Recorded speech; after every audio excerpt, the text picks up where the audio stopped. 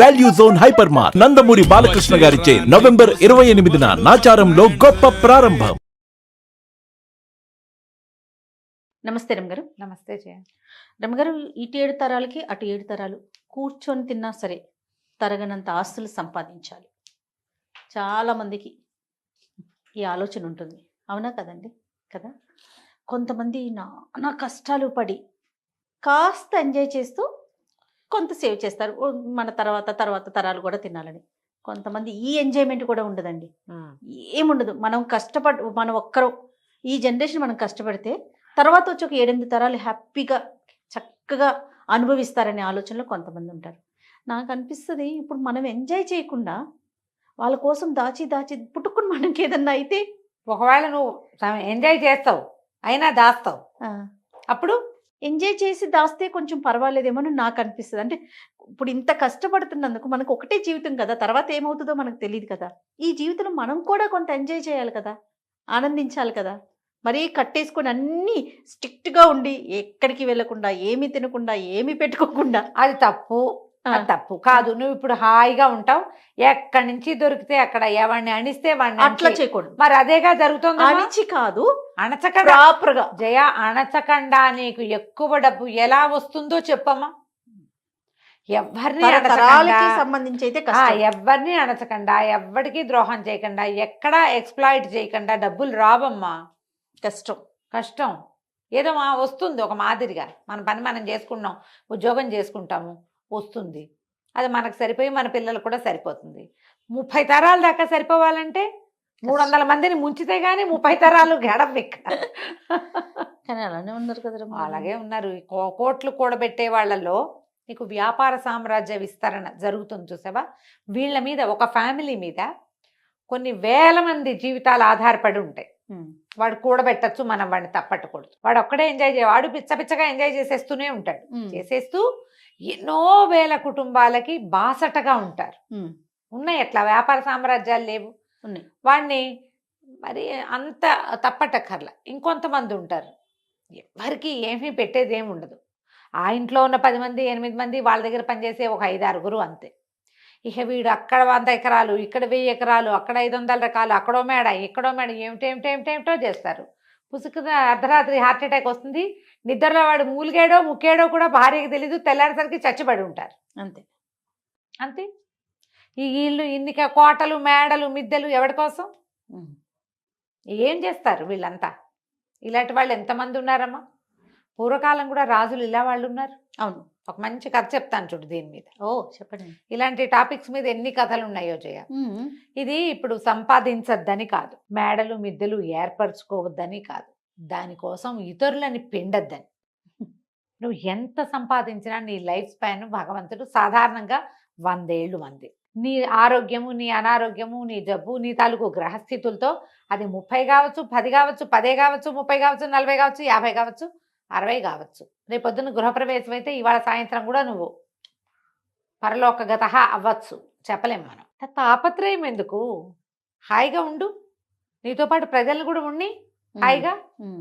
ఎవరిదో లాగేసుకోవాలని ఎందుకు అనుకుంటారు? నువ్వు ఎంత లాక్కున్నా నీకు 1000 ఏళ్ల జీవితం రాదే. అంతేగా. నీకున్న రాయబడిందే, భగవంతుడు ఇచ్చింది 100, అందులో నువ్వు తగలబెట్టుకున్నది ఎంతో. అది ఏ రోజో తెలీదు. బస్ ఎక్కి దిగని వాళ్ళు కనపడుతున్నారు, రైలు ఎక్కి దిగరు, విమానం ఎక్కి దిగలేరు, ఇంట్లో పడుకుని నిద్ర లేవలేరు, బాత్రూంలో నుంచి బయటికి రాలేరు. ఇది ప్రస్తుత కాలం. ఇప్పుడు జిమ్కి వెళ్ళి కూడా తిరిగి రాలేని వాళ్ళని ఎంతమందిని చూసామో మనం కదా. ఎందుకు వచ్చింది? ఇందులో ఏదైనా సహాయం చెయ్యి, కనీసం జీవన సాఫల్యాన్ని పొందు. నువ్వు ఎంత కూడబెట్టావని కాదు, నీతోటి ఏదొచ్చిందో నువ్వు పోయాక కూడా నీ మంచి ఏదైనా మిగిలితే అది నీది. నువ్వు పోయాక ఆస్తులు మిగిలితే అది నీది కాదు. ఏమంటారు మనవలు, ముని మనవలు, మా తాత ఇక్కడ 150 కొన్నాడు, ఆ 10 కూడా కొంచెచ్చాడు కాదు పాడువాడు అని తిడతారు. మా తాత ఎంత బాగా కొన్నాడు అని అనరు. ఇంకా అదేదో చేయలేదు, ఇదేదో చేయలేదు, అమావాస్య నాడు అట్టెట్టేవా, పున్నన్నాడు పప్పేసావా అంటారు. అంతకంటే ఏముంది? అన్నీ చేశాడు కానీ మా తాత కొన్ని తెలివి తక్కువ పనులు చేశాడు. దీనికే నువ్వు సంపాదించింది అదే కదా. ఇంత సంపాదన ఆలోచించద్దు. ఆలోచించండి. ముని మనవాళ్ళ పెళ్లిళ్ళకు కూడా మంగళసూత్రాలు చేయించి ముందు పెట్టుకోవాలనుకుంటారు. అసలు మన వాళ్ళ పెళ్ళిళ్ళ నాటికి సూత్రాలు ఉంటాయో ఉండవో. అదే కదా. ఇప్పుడే లేవు. ఏ పెళ్లి కూతురికి 16 రోజుల పండగ కాకముందే సూత్రాలు వెళ్ళిపోతున్నాయి మేళ్లలో నుంచి, నల్లపూసలు వేసుకుని తిరుగుతారు. ఉపయోగం లేని పని కదా. ఈ కథ చెప్తాను చూడు. పారసీక దేశం అంట, పర్షియాలో ఒక అబూ ఫజల్ అని ఒక రాజుగారు ఉండేవారు. ఆయనకి తన మేడంటే ఎంత ఇష్టమో చెప్పరా అని ఇష్టం. అలా ఇంటి మీద ప్రీతి చాలా మందికి ఉంటుంది, ఇప్పుడు మనకు కూడా ఉంటుంది. అయితే ఈ ప్రీతితోటి గోడలకి మణులు మాణిక్యాలు అద్దిచ్చేవాడు, బంగారపు మలామా చేయించేవాడు. ఇంకా అవేవో మొక్కలు, ఇవేవో మోళ్ళు, అదేమిటో పువ్వులు, ఇవేమిటో కాయలు. ఎక్కడికి వెళ్ళినా సరే ముత్యాలు కనపడితే ముత్యాలు తెచ్చి ఇంటికి అంటించేవాడు, రత్నాలు కనపడితే రత్నాలు తెచ్చి మేడ కంటించేవాడు.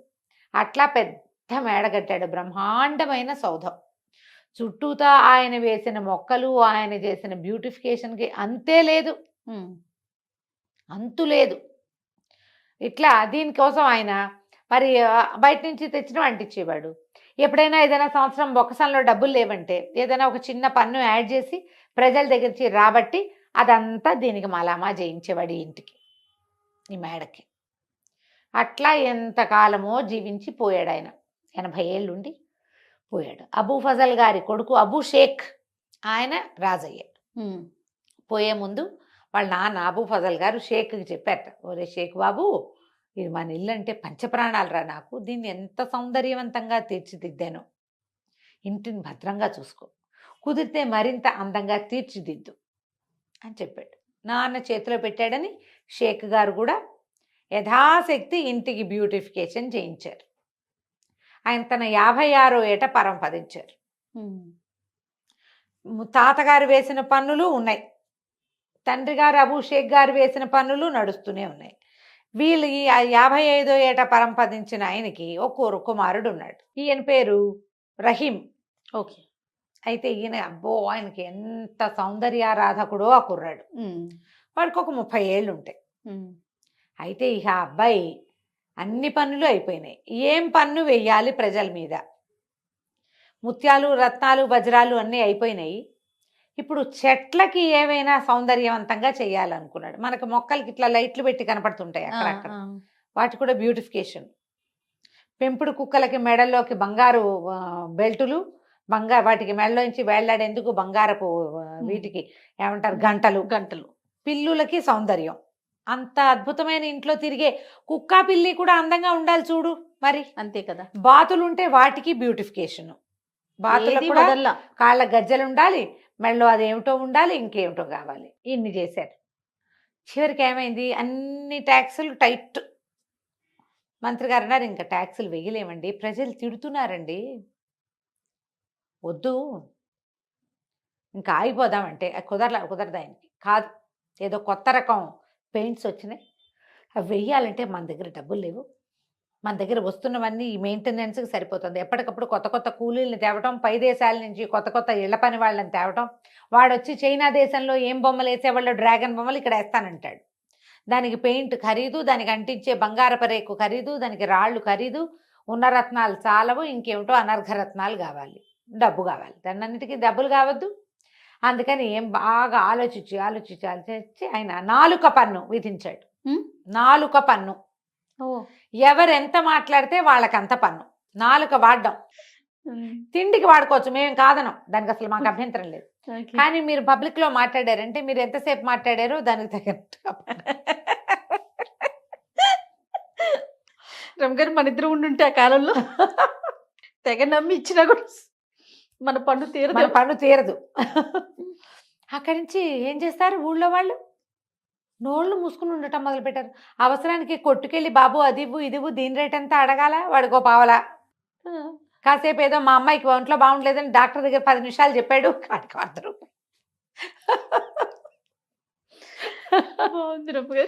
ఇక ఎన్ని చోట్ల పన్నులు, దానికోసం కొత్త కొత్త అధికారులు.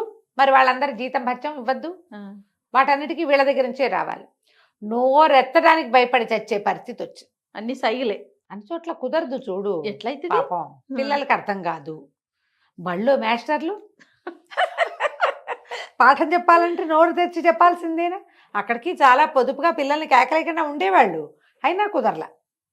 సరే ఏమైందట, ఇట్లా రోజులు గడుస్తున్నాయి. ప్రజలంతా కుక్కిన పేన్లల్లే ఉన్నారు, ఏం చేయాలో తెలియదు. ఆ ఊళ్ళోకి ఒక ఫకీర్ గారు వచ్చాడు. ఆయన రోడ్డు మీద తిరుగుతూ భగవంతుడి కోసం నాకు దానం చేయండి అని పిలుస్తున్నాడు. మా భవతి భిక్షాందేహి అంత పార్సీ భాషలో ఏదో అనాలి, అదేమిటో అంటున్నాడు ఆయన. ఒక 4-5 భగవంతునికి సంబంధించిన వాక్యాలు చెప్పి దానం చేయండి ఓహో అంటాడు. ఎవరు రారు. ఏమిటి ఊరు గొడ్డుపోయిందా? ఇదివరకు ఎప్పుడో 10 ఏళ్ల నాడు వచ్చినప్పుడు బ్రహ్మాండంగా భిక్ష పెట్టారే ప్రతి వాళ్ళు. ఎన్నో ఇళ్లలో ఈ ఇళ్లలో తిన్నాను నేను. ఫకీర్లకు అన్నం బిడ్డ మారేశారేమిట్రా మీ మొహాలు మండా అని అరిచి కేకలు పెట్టాడు. ఓ ఇంట్లో ఒక ఆయన బయటకు వచ్చి ఇంట్లో నుంచి, బాబు అంతగా అరవకు, నువ్వు పన్ను కట్టాల్సి వస్తుందన్నాడు. అనేసరికి ఎందుకు పన్ను అంటే, మేమంతా 4 పన్ను కడుతున్నాం స్వామి, మేమెవరమేం మాట్లాడినా సరే ఇక తప్పదు, నీ అరుపులు భరించలేక వచ్చా. నేను మా ఇంట్లో నువ్వు 10 ఏళ్ళ నాడు వచ్చినప్పుడు మా ఇంట్లో నేను అప్పటికి కుర్రాన్ని, మా ఇంట్లోనే అన్నం తిన్నావు. అప్పుడు నాకేదో బోధ కూడా చేసావు. నేనేదో దేవతా వాక్యాలు నువ్వు చెప్పినవే చదువుకుంటున్నా ఇప్పటికి కూడా. ఆ ప్రేమతోటి వచ్చా.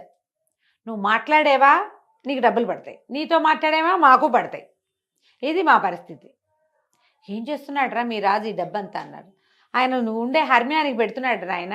అక్కడి నుంచి ఏమైంది ఈయన అనుకున్నాడు, ఇది బాగుందని, సరే నాకు ఇప్పుడేం అన్నవద్దు, ఏమైనా జామకాయ ఏదైనా ఇవ్వమంటే ఆయన వాడు 2 ఫలాలు ఇచ్చాడు ఆ ఇంటి ఆయన. ఈ ఫకీర్ గారు 2 నోట్లో వేసుకుని సరాసరి రాజభవనానికి వెళ్ళాడు. రాజభవనం దాకా వెళ్ళేసరికల్లా మరి ఫకీర్లు స్వతంత్రులు కదా, గేట్లోంచి లోపలికి వెళ్ళబోయాడు. వాళ్ళు ఏదో అడ్డం పడ్డారు.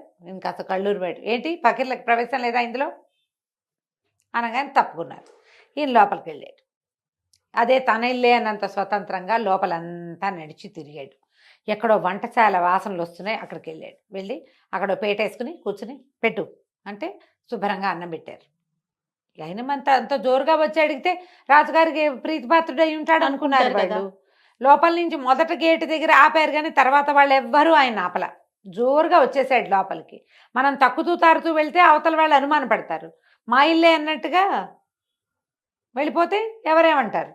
చక్కగా వంటశాలలో పక్కన పేటేసి కూర్చుని శుభ్రంగా ఆ రోజు రాజుగారి కోసం వండిన వంట అది భోజనం చేసాడు. విస్తట్లో వడ్డిచ్చేసుకుని, వాళ్ళ భాషలో ఏదో అంటారు, తెలుగులో కాబట్టి నేను విస్తరని చెప్తున్నా. అక్కడి నుంచి అలా నడుచుకుంటూ వెళ్ళి రాజుగారి ప్రత్యేకమైన గది ఒకటి ఉంది, మహారాజు గారి గది. అదే మన ఏమంటారు చక్రవర్తి గది. మన సూట్స్ ఉంటాయి కదా, ప్రెసిడెన్షియల్ సూట్స్, ఆ స్వీట్ రూమ్లోకి పోయాడు. పెద్ద మంచం, దాని మీద పట్టుపరుపు వేసింది. అది వెండి జరీతోటి నేసిన ఒక పెద్ద దుప్పటి పరిచింది. షాండ్లైర్స్ ఉన్నాయి, వింజామార్లు విసురుతున్నారు ఎవరో. పోయి మంచం మీద పడుకున్నాడు. ఈ లోపల ఏమైంది, రాజుగారు భోజనానికి వచ్చాడు. భోజనానికి వచ్చి ఆల్రెడీ అక్కడ ఎవరో తిన్నట్టు కనపడేసరికి ఎవరు వచ్చారు ఏంటని అడిగాడు. ఎవరో ఒక ఆయన ఫకీర్ వచ్చాడండి, ఆయన వడ్డించమన్నాడు, వడ్డించేసామంటే ఎవర్రా అంటే ఎవరు తీసుకొచ్చారంటే ఆయనే వచ్చాడు. ద్వారపాలకులను అడిగితే ఆయన అంతటా ఆయనే లోపలికి వచ్చేసాడు. లోపలికి వచ్చాడు, భోజనం చేశాడు. ఆయన ఎక్కడున్నాడంటే మీ సూట్లో పడుకున్నాడు. ఈయన చకచక అక్కడికి వెళ్ళాడు. వెళ్తే మంచం మీద హాయిగా కాళ్ళు బాగా చాపుకుని చేతులు ఇట్లా పైకి పెట్టుకుని, చంటి బిడ్డలు పడుకుంటారు కదా అట్లా 2 చేతులు పైకి కాళ్ళు ముందుకు పెట్టి పడుకుంటారు. అట్లా నిద్రపోతున్న ఫకీర్ని చూశాడు. దగ్గరికి వెళ్ళాడు. ఏమనాలో తెలియలే, ఏదో అందామనిపిస్తోంది, కానీ ధైర్యం చాలటల్లా. ఫకీర్లని వాళ్ళని అంతంత ఏం పెద్ద మాటలు మాట్లాడలేదు కదా. ఆయన కళ్ళు తెరిచి చూశాడు. ఏరా అన్నాడు. ఈయన అన్నాడు, రాజుగారు బాబు నిద్ర బాగా పట్టిందా? పట్టింది. బాగా భోజనం బాగా కుదిరిందా? కుదిరింది. బాగా చక్కగా మా మందిరం అంతా చూశారా? చూశారు. ఎందుకు బాబు ఇక్కడికి వచ్చారు? మీలాంటి ఫకీర్లకి బ్రహ్మాండమైన సత్రాలు కట్టించామే మేము ఊళ్ళోను. హాయిగా అక్కడ మీరు సుఖంగా ఉండొచ్చు, మీ బోటి వాళ్ళు చాలామంది ఉంటారు. ఇక్కడికి ఎందుకు వచ్చారండి? ఈ ఇల్లు ఎవరు కట్టారా అన్నాడు ఆయన. మా తాత అండి. మీ తాత ఎన్నేళ్ళు ఉన్నాడు? మా తాత 80 ఏళ్ళు వచ్చేదాకా బతికాడండి. తర్వాత ఎవరు వచ్చారండి? మా నాన్న వచ్చాడండి ఈ బిల్డింగ్లోకి. ఇది మేముండే ఇల్లు అని చెప్తున్నాడు. ఇది మేముండే ఇల్లు, నువ్వు అక్కడ ఉండాలి కదా అన్నాడు. అందుకే చెప్తున్నాడు అనమాట. మీ నాన్న ఎన్నేళ్ళు ఉన్నాడు? 55 ఏళ్ళు. మరి నువ్వెన్నేళ్ళు ఉంటావురా అన్నాడు. ఇప్పుడు నాకు 30 ఏళ్ళు అండి, నేను ఎన్నాళ్ళైనా ఉంటాను, ఎన్నాళ్ళు ఉంటా, నాకు ఎంత టైం ఉందో అన్నాళ్ళు ఉంటా. మరి ఇప్పుడు ఇది కూడా సత్రమేగా. సత్రం అంటే ఏమిటి? ఎవరైనా వచ్చి ఉండి వెళ్ళిపోవచ్చు అంతే. నువ్వు ఇప్పుడు వచ్చావు, ఉన్నావు, వెళ్ళిపోతావు. వెళ్ళిపోకుండా ఇక్కడ కూర్చుంటావా నువ్వు? ఇది సత్రమే. నేను ఇదే సత్రం అనుకున్నా. ఎందుకంటే మీ తాత కట్టాడు, వెళ్ళిపోయాడు.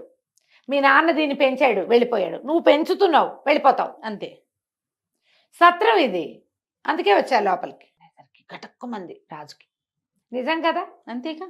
ఇప్పుడు ఓ చించుకుని నేను వాళ్ళవి వీళ్ళవి నాలుక పనులేసి వాళ్ళ నాలుకలు కత్తిరించి ఈ గోడకి మలామా చేసిన నా టైం ఎన్నాళ్ళలో నేను అంతే కదా ఉంటాను. వెళ్ళిపోతావు కదా. ఈ లోపల నేను రోజుకు ఒకసారైనా తింటాను, లేదా 2 సార్లైనా తింటాను, అంతేగా. నా పొట్ట ఎంత ఉంది అంత పొట్ట. దీనికి 1/2 గ్లాస్ బియ్యము, పావు గిద్దెడి పప్పు చాలు. 10 సార్లు తినవు. ఎవ్వడు 10 మాటలు తినేవాడు లేడు.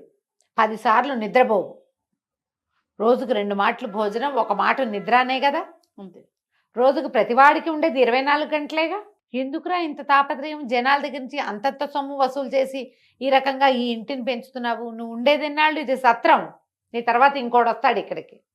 వాడెన్నాళ్ళు ఉంటాడో వాడికి కూడా. పోనీ నీకు తెలుసా? ఇప్పుడు నేను భగీర్ని, నేను సత్రంలోకి వెళ్ళా, సాయంత్రం వెళ్ళిపోతా, నాకు తెలుసు. నువ్వు చెప్పు, నువ్వు ఎప్పుడు వెళ్ళిపోతావా ఇక్కడి నుంచి? తెలియని దానికి, ఉండని దానికి ఎందుకు ఇంత? రాజుగారు చాలా నాలుగు ఖర్చుకున్నాడు. ఏమిటి మా నాన్న తాత తెలుసుకోలేదు ఇది? నాకు జ్ఞానోదయం అయిందని 4 పన్ను మానేశాడు. ఆ తర్వాత ఈ ఇల్లు బ్యూటిఫికేషన్ కోసం జనాల దగ్గర నుంచి వసూలు చేసే పన్నులన్నీ మాన్పించేశాడు. ఇంకేం చేయలే. ఇల్లు ఉన్నట్టుగా ఉంచుకున్నారు. పన్నులు తగ్గిపోయేసరికి ప్రజలు స్వచ్ఛందంగా రాజుగారి ఇంట్లో పనిచేయడానికి, రాజుగారి గోడలు తోడవడానికి వచ్చేవాళ్ళు. వాళ్ళని ఇంత బిగిచ్చేయకుండా ఉంటే ఫ్రీగా పనిచేస్తారు. వాళ్ళు నీతో మమేకంగా ఉంటారు. ఆ తర్వాత ఆ రాజ్యం పర్షియా దేశం చాలా సుభిక్షంగా ఉండేదట. రాజుగారు ఎందుకంటే ఈ డబ్బులన్నీ తన మేడకు పెట్టుకోకుండా ప్రజల మీద ప్రజల దగ్గర చిన్న పన్ను వసూలు చేయటం, వాళ్ళ అవసరానికి వాళ్ళకి వాడడం. అందులో తన అవసరం కూడా ఒకటే తప్పిస్తే తనదే మెయిన్ అవసరం కాదు. ఈ సంపాదించుకునే వాళ్ళంతా అందరి దగ్గర నుంచి లాక్కునేవాళ్ళు, తన పరా భేదం లేకుండా ప్రతి వాళ్ళ నోళ్ళు కొట్టేవాళ్ళు. మన బతుకు చాలా అశాశ్వతమని, ఒక్క క్షణం తర్వాత మనం ఏమిటో మనకు తెలియదని కొంచెం లోపల జ్ఞానాన్ని పెంపొందించుకుంటే ఇంత దాడులు ఉండవమ్మా. ఇంత ఒకడికే ఆస్తి ఉండటము అలాంటివి ఉండవు. పూర్వకాలం నుంచి వస్తూనే ఉన్నాయి కథలు. జ్ఞానోదయం అవదంతే మనకి. అంతే. పుసుకుని పోయాక జ్ఞానోదయం అవుతుంది. ప్రేతానికి జ్ఞానోదయం అయినా ప్రయోజనం లేదు కదా. బతికుండగానే జ్ఞానోదయాలు పెంచుకోండి తండ్రి. కాస్త మిగిలిన వాళ్ళని కూడా బతకనియండి. తప్పకుండా. కథ కంచికి మనం ఇంటికి. 4 పన్ను మాత్రం చాలా బాగుంది రమ్మగారు. నమస్తే అండి. నమస్తే.